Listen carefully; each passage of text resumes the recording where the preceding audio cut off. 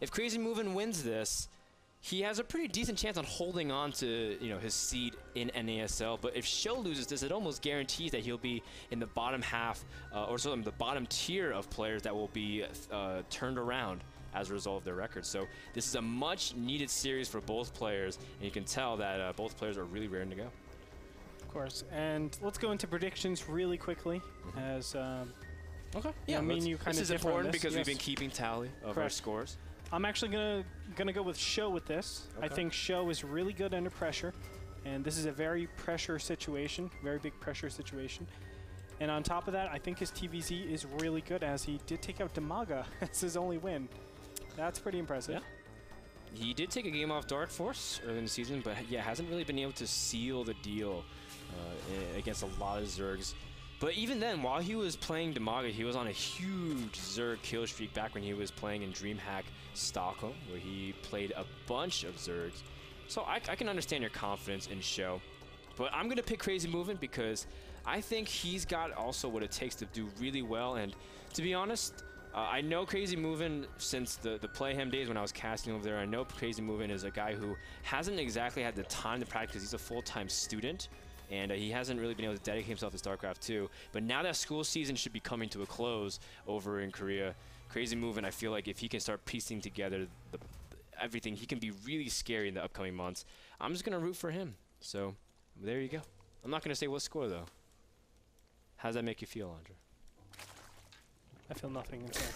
All right. Well, that's enough about our predictions and thoughts of the match. We have CrazymoviNG going for pretty standard things. You can see him going for that hatchery first and pool. SjoW going to open up barracks and gas, but he's not walling off. Normally we see a lot of tears, especially on things like Shattered Temple, love reactor at Hellions, but SjoW changing up at least the building positioning in the beginning.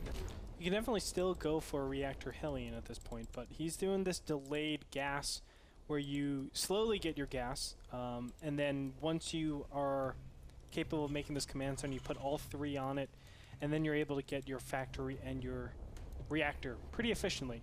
And what it basically says is, I'm trying to get my command center a little bit later, but my tech a little bit earlier. That way I have relevance with it. Look at that, he's actually doing it before the second depot. That's how fast this command center is. I like this build overall. It has very little weaknesses, I think, and it hits, or you can switch out the barracks in the factory right as Zerglings normally get to your doorstep. So it is a pretty good build. And SjoW immediately just doing a delayed form of Hellion Reactor, just what you were saying, and as a result should be able to control the map. CrazymoviNG has his first few Zerglings out. Actually, he only has 2, which is incredibly greedy, especially since he's going double Queen. Nonetheless, it is Shattered Temple. An NASL version does have a couple things as a different feature from normal Shattered Temple. It is forced cross spawns. You can't spawn close by air or close by ground, and you do have reduced armor on the rocks, giving it a little bit more flexible options for the races, especially Zerg, to deal with expand to a quick third base. You can see the first pressure with the Zerglings do kill off the Marine and spots everything. SjoW forced immediately to pull his SCVs, but this is nothing of too much consequence, and for 2 Zerglings, this is so worth the price. Definitely, and it's weird because normally you don't have Zerglings doing that at all, but obviously those Zerglings were able to get their money's worth. Probably the most cost-efficient Zerglings you've ever seen before. In CrazymoviNG space, we have very standard play. Actually, he is going for the more mineral-centric build.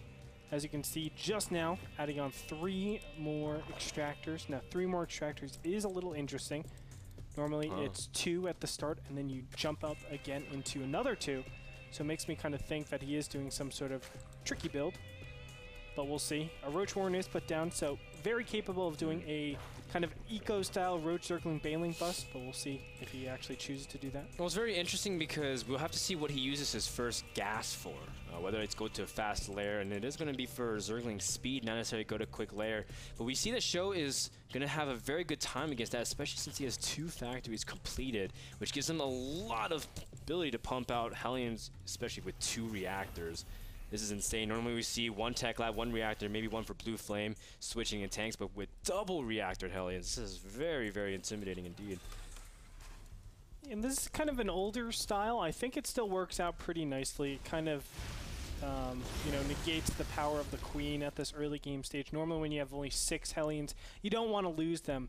as losing any form of that count can be, you know, very, very traumatic in terms of holding this creep pack and taking your map control. But if you have a ton of Hellions, you can actually tank up a huge amount of unit, or a huge amount of damage, and you're really efficient. And I do want to mention, the Baneling Nest has started, and roaches are underway. So this is going to be extremely difficult for SjoW to actually stop. I don't know what he's going to do against these roaches. Yeah, I mean, you can see that SjoW initially is probably planning to do some kind of Marauder Hellion variant. And yeah, you can see the first Marauders now queued up. But SjoW doesn't have a lot of time to deal with these roaches. And CrazymoviNG knows that roaches early on, especially against Hellion Reactor, this delayed is fantastic because SjoW has not been able to muster up a large force to deal with just the raw density of roaches. It's just so hard to deal with them, especially when they're clumped up. You can see CrazymoviNG already starting to work on the wall slowly. He's making a lot of banelings just outside the sight of SjoW. Maybe even try to base some of those units. First Marauders also now out into the field. Stim is nowhere near done as well, so this is going to be very hard again for SjoW as he's forced to pull all of his SCVs from his natural, really, to handle this. But he still has good SimCity. If he gets those Banelings and kills them right away, he will be in a great position. Nice positioning overall by those Hellions, but another round of Banelings are coming in here, and they're going straight for the SCVs. Yeah, the roaches are just trying to keep their attention away from the main mineral line, and SCVs are being pulled in response to it. You can see SjoW also bringing back some Banelings. The Banelings do detonate on some of the main SCVs, but there's still SCVs also in the natural, cleaning up the rest of the Hellions. And with that explosion, the remaining fringes of hope from SjoW, as you can see, 28 supply to 68. CrazymoviNG with a very well executed Roachling attack with Baneling support. And you can see, there it is, GG. CrazymoviNG takes game number 1 after a very well executed 2-base timing.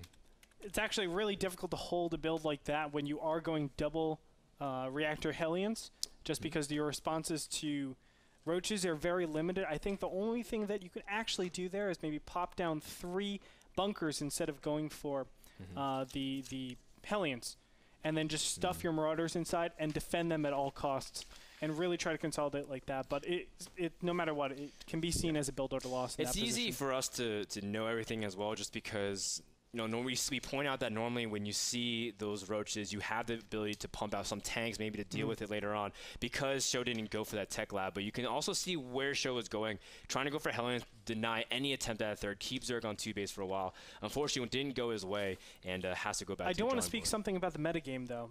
It's, I think, a little bit sillier to go Hellions on that map in particular, because the heart is a lot harder to take.